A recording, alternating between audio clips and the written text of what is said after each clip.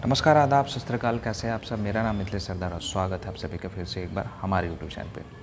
आज के डेट में जो हमारे टीनेजर्स होते हैं उनको काफ़ी कन्फ्यूजन है जिम को लेकर कि जिम जाने से उनकी हाइट रुकती है या नहीं रुकती है, या फिर जिम जाने का जो एक्चुअल जो मतलब एज होता है, हमें किस एज में मतलब उसको शुरू करना चाहिए। इसको लेकर काफ़ी सारे मिथ हैं जिसको आज मैं कवर करने की कोशिश करूँगा कि आई होप इस वीडियो के थ्रू आपको अब ये कन्फ्यूजन क्लियर हो जाएगी। अगर आप टीनेजर हो तो आप जिम कब ज्वाइन कर सकते हो, या फिर आपको जिम जाने से आपके हाइट में किसी भी तरह की प्रॉब्लम आती है या नहीं आती। देखिए, हाइट जो है वो आपका दो चीज़ों पे काफ़ी डिपेंड करती है, आपका जो लाइफस्टाइल होता है और जो आपका खान-पान होता है। अगर ये दो चीज़, आपकी जो एक्टिविटी है वो अगर अच्छी है तो आपकी हाइट हो सकती है कि ग्रोथ हो जाएगी। लेकिन 3 चीज़ों को और ध्यान देना होगा। जो हाइट है वो मेनली आपके 3 चीज़ों पे ज़्यादा प्रेफ़र करती है कि आपका हाइट का जो भी ग्रोथ है वो कैसी होगी। पहले जो चीज़ होती है वो होता है जेनेटिक्स।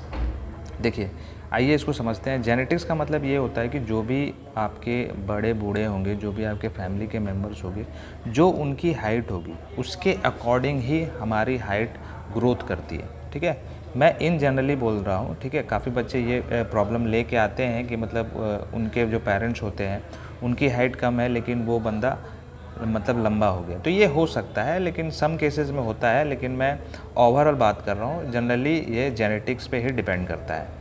दूसरी जो चीज़ होती है वो होता है एचजीएच हार्मोन। ठीक है, एचजीएच हार्मोन का क्या मतलब है कि जो भी आपकी हाइट बढ़ना है, ठीक है, वो दिमाग द्वारा एचजीएच हार्मोन का बॉडी में अच्छे तरीके से रिलीज़ होना, ये बहुत ज़रूरी है। ठीक है, तीसरी जो चीज़ होती है वो होता है आपका ग्रोथ प्लेट।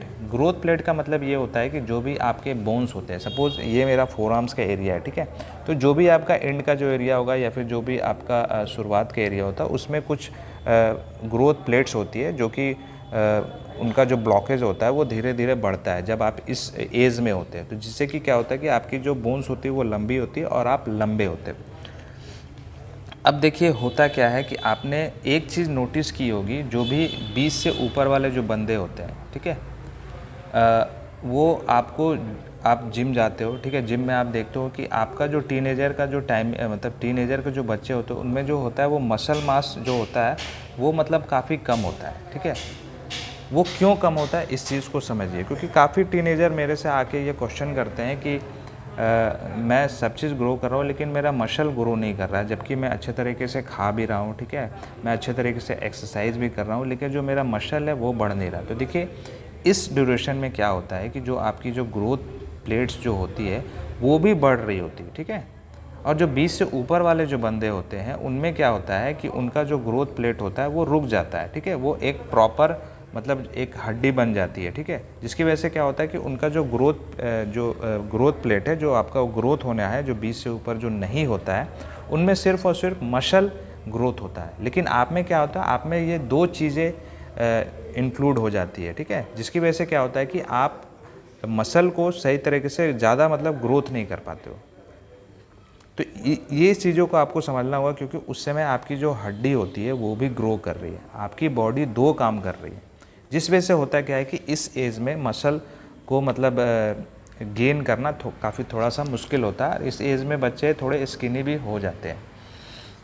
अब देखिए, हाइट बढ़ने का हम बेसिकली 3 तरह की जो एक्सरसाइजेज होते हैं वो अपने डेली रूटीन में परफॉर्म करते हैं बचपन से। देखिए, सबसे पहले तो आप क्या करते हैं, एक तरह का सबसे पहली जो एक्सरसाइज का जो फॉर्म होता है वो होता है कार्डियो, जो कि आप बचपन से कर रहे हो। ठीक है, खेल रहे हो, कूद रहे हो, जिसमें आपकी थोड़ी सी हार्ट बीट बढ़ जाती है। आप किसी भी तरह का साइकिलिंग कर रहे हो, स्कूलिंग कर मतलब आ रहे हो जा रहे हो, किसी तरह का जो भी वार्म अप एक्सरसाइज है तो वो बच्चे बचपन से ही शुरू कर देते हैं।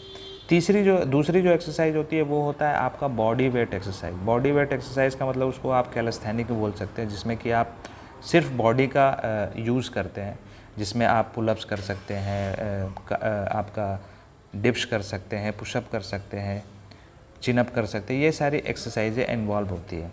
लेकिन ये आपको कब करनी है, ये आप एटलीस्ट कम से कम 12 से 13 साल के बाद शुरू करिए तो वो ज़्यादा अच्छा होगा। लेकिन कैलिस्थेनिक भी अगर आपको करना है तो किसी के अंडर में करिए, वो ज़्यादा अच्छा होगा। तो आप पे हो सकता है कि मतलब आप इंजरी से दूर रहोगे।